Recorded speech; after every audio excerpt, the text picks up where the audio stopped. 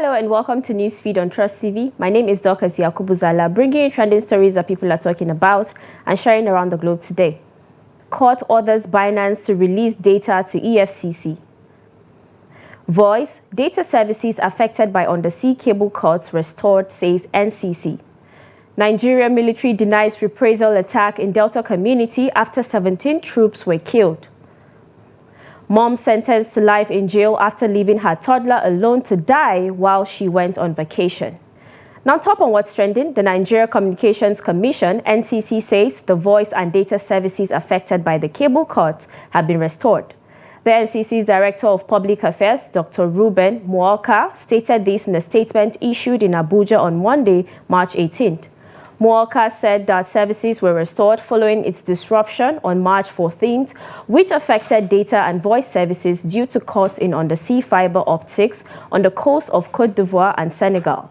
Muoka said all the operators who were impacted by the cuts had taken recovery capacity from submarine cables which were not impacted by the cuts. According to him, mobile network operators have assured the Commission that data and voice services will operate optimally pending full repairs of the undersea cables. He said that the MNOs had managed to activate alternative connectivities to bring the situation back to normalcy. Now, a netizen said, "Won't NCC and MTN compensate us?" Another person said, "Nigerians don't care because already there is no electricity. How much more internet?"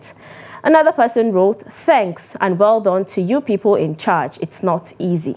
Now, next on what's trending, the Nigerian military has refuted claims of carrying out a reprisal attack on a Okuoma community in Delta State where 17 of its officers were killed by youth of the community over the weekend.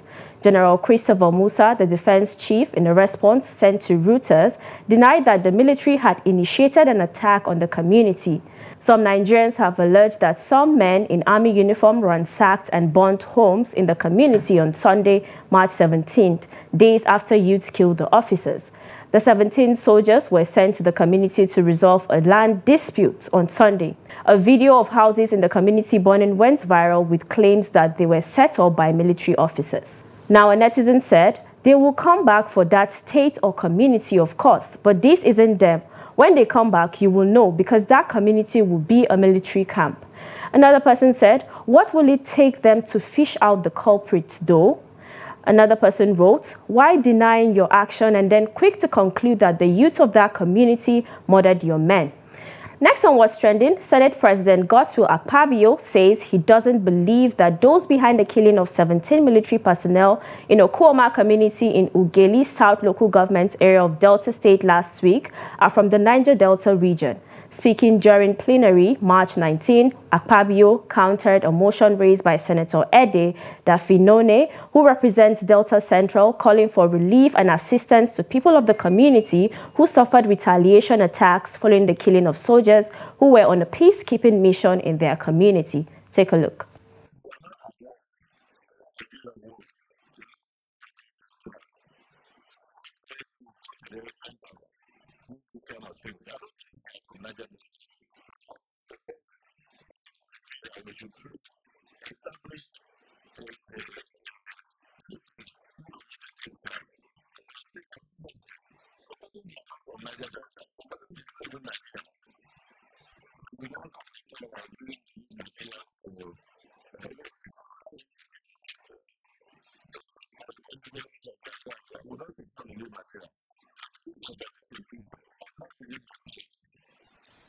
Now, a netizen said, "Why won't he support relief materials if the people have been displaced and their homes set ablaze?" Another person advised they should do proper investigation and let the culprits face the consequences rather than killing innocent villagers. Another person wrote, "The police should investigate and punish those who are behind this. It's so sad, killing humans like animals." The Abia State House of Assembly on Tuesday passed a bill to stop payment of pensions to former governors and their deputies in the state. The Speaker, Emmanuel Emerua, announced the passage of the bill after its first and second reading at the Committee of the Whole and its third reading during the day's plenary. Announcing the passage of the bill, Emerua applauded his colleagues for their understanding and cooperation in repealing the law. He said that the bill would reduce the state's governance expenses and redirect resources towards development, adding that the bill, once assented to by the governor, would be referred to as Abia State Governors and Deputy Governors Law 2024. The speaker said that the bill would take effect immediately after it is signed into law by the governor. Now, a netizen said, when OT is done with Abia, we'll fence it with barbed wire and start issuing visa. Another person said, that's wrong. An ex-governor or deputy are public servants just like every worker. They are entitled to pension. What they should stop is allowances and other avenue for money going to them. Please reason it out, don't attack me. Another person said, can the newfound grace in Abia's governance extend throughout the branches of the Nigerian government? Now, the Minister of FCT, Nyesom Wike, has asked the House of Representatives to approve a 500 billion naira loan to finance the 1.147 trillion naira 2024 budget of the territory. Wike made the request when he appeared before the House Committee on FCT to defend his budget on Monday, March 18th. He said the 500 billion naira will be sourced from commercial banks and will be used to finance capital projects. On the expenditure side, the ministry is proposing to spend 726.3 billion naira on capital expenditure and 421 billion naira on recurrent expenditure. Now, a netizen said, all the money that has been pumped into Abuja, yet it can't stand toe-to-toe with other capital cities like Cairo, Nairobi, Johannesburg, and Kigali. Another person said, the man is working in Abuja, jokes apart. Another person wrote, and of what benefit is those capital projects to the country? Now let's take a short break, and when we come back, you get to know why a federal high court sitting in Abuja has ordered Binance to provide comprehensive data of all persons from Nigeria trading on its platform. Stay tuned. Do you think classism affects our youth today? Now, we all know that all fingers are not equal. There has to be that difference, financial status and all of it about life. Now, you have to appreciate where you are. Let's just say a standard 5-year school. I mean, that's a lot. Then after that, then you come back home just because you don't have someone out there to push you through to get a job, and you won't get a job. What I see on social media, I think the first problem is the economy. Okay. It affected every single aspect of our lives, including relationships. How do you think jealousy can be managed in our relationship? I think a tiny bit of jealousy is healthy, right? It becomes not so healthy when you are jealous about everything. Do you think families should start talking to their children about mental health? Absolutely. That's why we will have a lot of results. It's not just enough to pay school fees. It's not enough to provide food. That is just to sustain the body. That's good. But when we move out, when we face the challenges, how do we cope? Building values.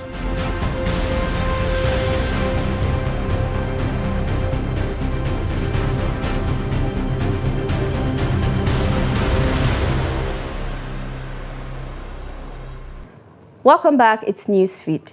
Now, the Akwa Ibom State Police Command has arrested one Nkere Uwem Omoren Ekpo who macheted his 90-year-old grandmother to death and absconded with her 16,750 naira.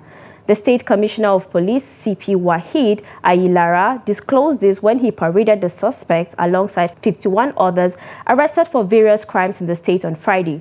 The suspect was alleged to have used a machete to cut his grandmother's neck while they were cutting cassava stem in the farm, which eventually led to her death. He then untied the sum of 16,750 naira from the deceased rapper and absconded. Now, someone said, "This is so sad. How can you take a life because of 16,000 naira?" Another person said, 16,000 naira that can't last you 2 days in this economy. This is crazy. Another person opined, obviously you are possessed. Grandma that can love you more than your own mom.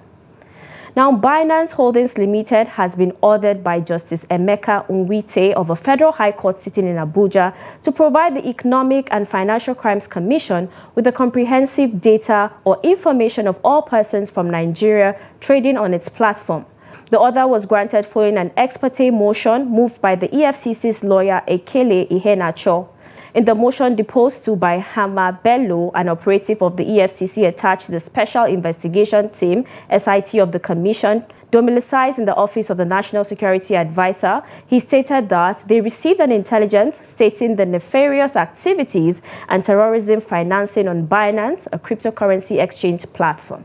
He added that the team uncovered users who had been using the platform for price discovery, confirmation, and market manipulation, which has caused tremendous distortions in the market, resulting in the naira losing its values against other currencies.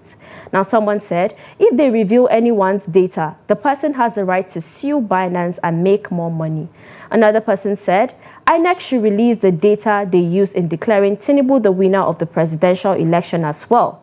Another person opined, this is just laughable. Is data protection rights a joke to you people? This is such a ridiculous act. Why not ask Nigerian banks to release their data to you since payment into Binance is not by cash? Now, the detained leader of the indigenous people of Biafra, Nnamdi Kanu, has urged the Federal High Court to send him to Kuje prison. He alleged that the Department of State Services had no medical facility to treat him, adding that there was a conspiracy for him to die in the DSS custody. He said people come to see him and they do not allow them. He alleged that they don't have a medical facility and he has congestive heart failure. Now, someone said, release him for God's sake. People who did worse than him are walking freely. Another person said, he called Nigeria a zoo. Let him understand that Nigeria is not a zoo. Another person wrote, no matter what happens, God is with him. And now on the foreign scene, an Ohio woman who left her 16-month-old daughter alone for more than a week while she vacationed, leading to the girl's death, was sentenced to life in prison without parole Monday morning, March 18th. Crystal Candelario, 32, left her daughter, Jaylene, alone and unattended at her home in Cleveland on June 6, 2023. Authorities said she did not return until June 16th. According to prosecutors, the mom traveled to Detroit and Puerto Rico. She returned 10 days later to find the girl unresponsive and called the police. She was discovered in a playpen soiled with urine and feces, according to the press release from the Cuyahoga County Prosecutor's Office. Forensics determined Jaylene died from starvation and severe dehydration due to pediatric neglect and ruled Jaylene's death a homicide. Now, a netizen said, this one should be put in a museum. People should pay to come see such new breed of animal. Another person said, how was she even enjoying that vacation, knowing fully well her toddler is alone? What a world. Another person wrote, why didn't you take the baby to your mom when you were traveling? And now onto a funny video of a smart dog. Take a look.